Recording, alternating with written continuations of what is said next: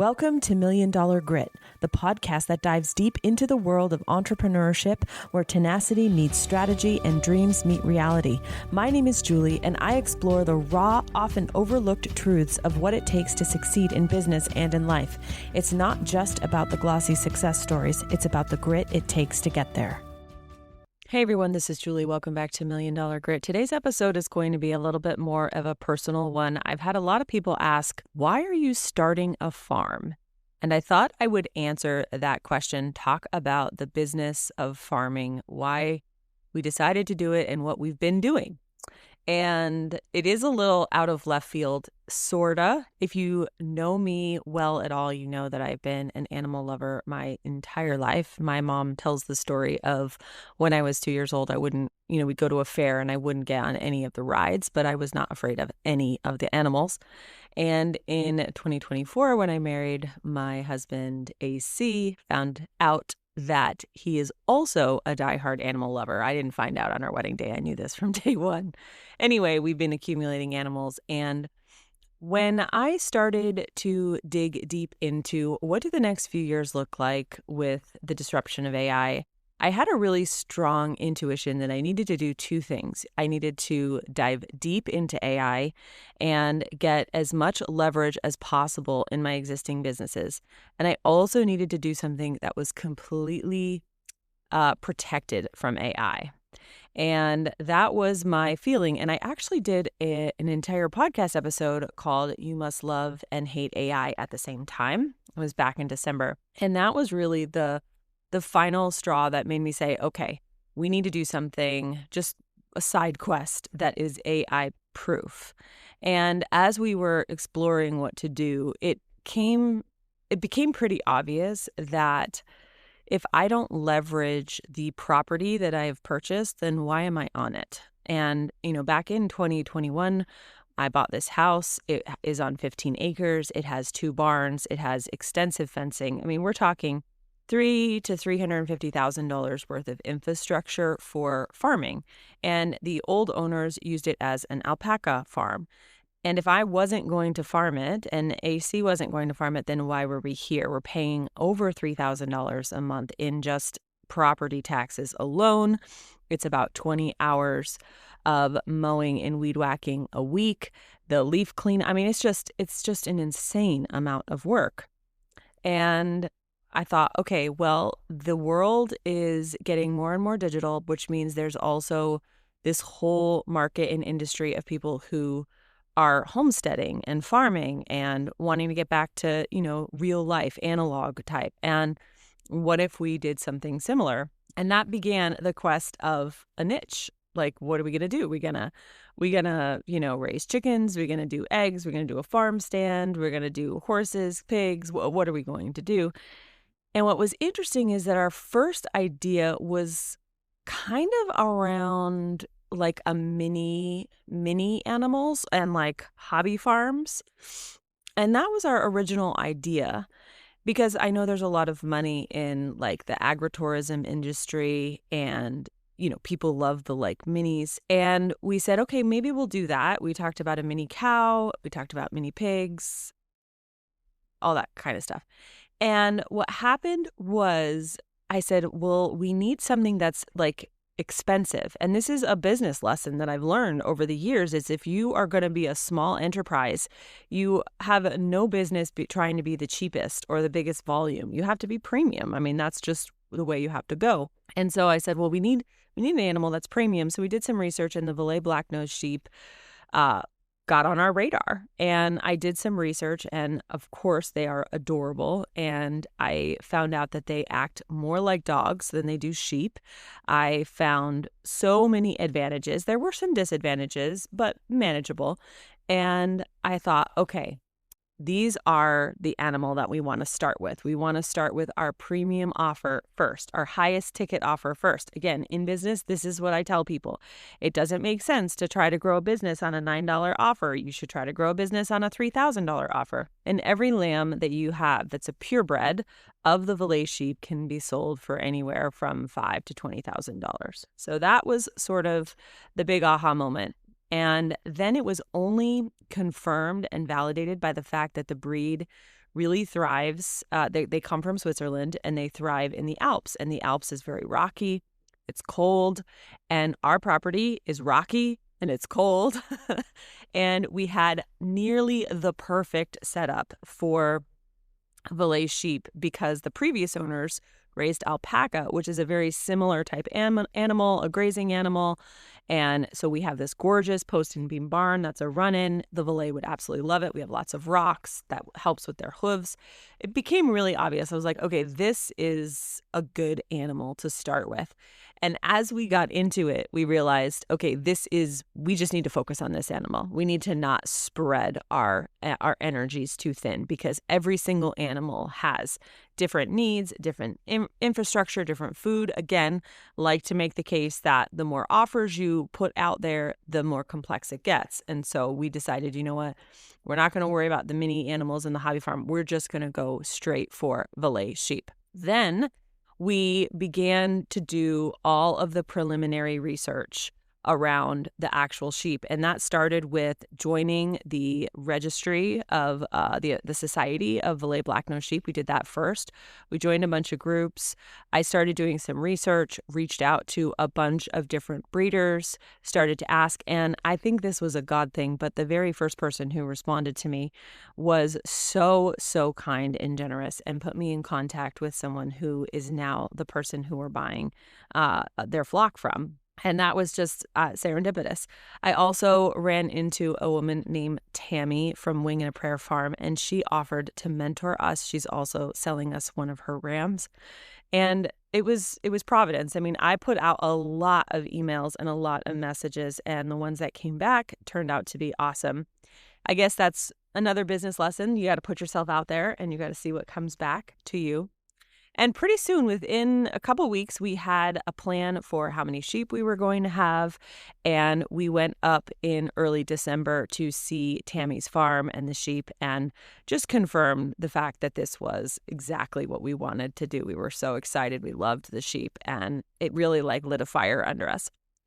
And from there, we began to heavily use ChatGPT to help us figure out what it is we needed. Tammy also sent us an amazing list of what we needed.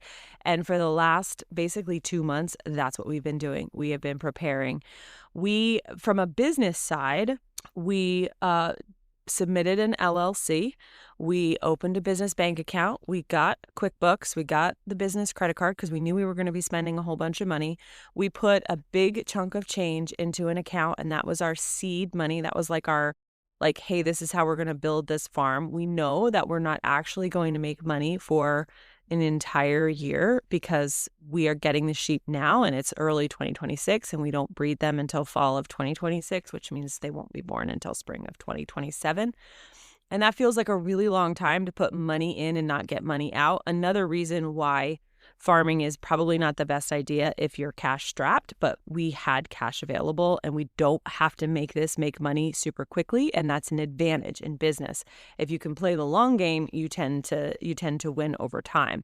And that is why, I don't think this business model is right for people who don't have farmland or don't have $300,000 of barn infrastructure. There were just a whole bunch of pieces that lined up that made this feasible for us. We put some deposits down on the sheep, and then we began with the fencing and sourcing hay, sourcing straw, and then it was a little stressful trying to find all the experts that we needed.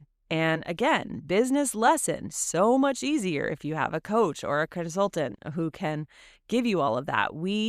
Thankfully, we have Tammy as a mentor, but she's all the way up in Vermont, and we needed professionals that were here in Connecticut. So that took a long time. That was a huge source of anxiety because I needed to find a good source of hay and grain and minerals because we're buying them at in volume because we're going to have about 15 sheep. I had to figure out who could come and shear the sheep and also someone who could come trim hooves because I have no idea how to do that and I need to learn. And then we also had to find a large animal vet. All of those things super stressful because I had to make a lot of calls. So that was a lot of research, but now we've got that all locked in. I feel so much better. I have that expert team around me because, the investment of these animals is not cheap and you don't want to make a mistake. We have watched so many videos trying to figure out what is the best setup. How do we do our fencing? Do we need electric fencing? What kind of guardian animals? And it's like any business endeavor. Once you go down the rabbit hole, you're like, oh my goodness, there is so much that I didn't know. Thankfully, again, having a mentor, we talked to Tammy and she said, you really want to do llamas because livestock guardian dogs are amazing, but they are also going to be a lot of work, right? You're going to have to train them and all of that. And she said donkeys are fine, but they tend to bond to each other because you need two. And then that's two different types, a different type of animal and more feed and more this and that. And llamas are almost exactly like sheep in their diet and in their care, and they can just live right amongst the sheep. So we learned that. She also gave us the name of someone who was able to sell us a llama. Anyway, that is all the behind the scenes. I did our profit and loss statement for January. So I've got QuickBooks. I haven't hired a bookkeeper yet. I'm doing it myself. We spent $12,000 in January preparing for this journey. And I'm telling you, we're going to be spending a lot more because we have to actually, we're going to be finalizing all the sale of the sheep. And that's the most expensive part. But it was about $12,000 in infrastructure between fencing and hay and a whole bunch of supplies and things like that. Over on the digital side, I knew that if we wanted to sell sheep in 2027, I needed to not waste any time over the next year building an audience. So we bought 2 domains. We bought our woolandwonderfarm.com domain. And then I also went and splurged a pretty penny on the domain valaisblacknosesheep.com. And both of those sites are now live. I've begun indexing them. I was doing some SEO. I've still got some more work to do on that, but I also grabbed the Instagram, the TikTok, and the YouTube handle. I don't know if we're going to do YouTube. I don't know if I have it in me to do YouTube because of the production, but I've been posting on TikTok and Instagram, and I believe on Instagram I have over 100 followers and not quite 100 followers on TikTok, and we started basically in January. I know that I have to keep at that. Now, my next several steps in my business plan, and it's so funny, even though farming is completely analog and tactile and tangible, there are so many things that I'm doing differently because of all of the online business experience that I have. I know that I'm going to need to start getting to know people in Facebook groups because I want to become well known, but I'm not doing that yet because I'm not an expert yet. And I also am still learning the ropes, and I'm not trying to be an expert. I'm just trying to be myself. I'm documenting the journey on TikTok and Instagram, and I will start posting and commenting in those Facebook groups to become more well-known among the Valais community.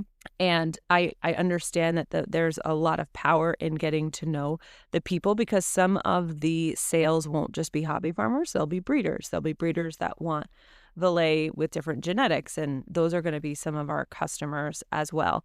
I've noticed that the people that I have run into in the Valais community are absolutely amazing and generous, and I want to do the same. And that is the sort of the energy of that community, and I want to make sure that I am doing my part. One of the things I was thinking was on the valaisblacknosesheep.com domain, I could make a directory of trustworthy Valais farms in different parts. And obviously the society has that already, but I wanted to do my part to feature the farms that, would be beneficial to people who are in different parts of the country. Right now, we are at an advantage because Connecticut doesn't really have any premium exclusive Valais Blacknose sheep farms.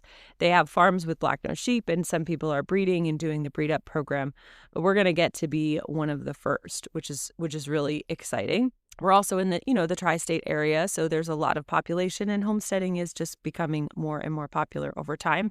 I did make a little bit of a calculated risk thinking that Valais sheep are going to become really, really popular just in the same way like the Nigerian dwarf goats. Like you can see with the explosion of homesteading, how popular chickens have gotten, how popular goats have gotten. And I think these sheep also have that potential as well as the market gets a little bit more affordable. I think it hasn't been affordable for hobby farmers because there are so few Valais. I have to say that I would never have been able to do this business had it not been for AI, because there's so much that I am learning, that I'm talking to ChatGPT or Claude or Gemini or what have you, to understand, to learn, to send pictures. Right now, I'm in the learning the sheep that I have phase. We have a couple more sheep coming. And this is really ultimately a long play. You know, $50,000 to $70,000 a year in revenue is not a ton of revenue. And where you're coming from, the online business world, that doesn't look that remarkable. But if it lowers our taxes, if it gives us animal mowers so that my husband doesn't have to spend 20 hours a week mowing, if it gives us a profit, a small profit, it is a revenue stream that will be supportive long term. It's going to take a while for us to make our money back, but that is not the goal of this business right now. The goal of this business is legacy and a little bit of hedging against the future disruption. And I am still full-time and will be full-time Funnel Gorgeous and Digital Insiders for the foreseeable future. I am not like transitioning out of online business. I know there are a lot of gurus that have done that. They've like literally transitioned off. I am not that person. In fact, there's a whole side of me that wants to really go into the online business side of a farm when it comes to monetizing, audiences and SEO and all this kind of stuff. I am absolutely one leg in digital and one leg in analog.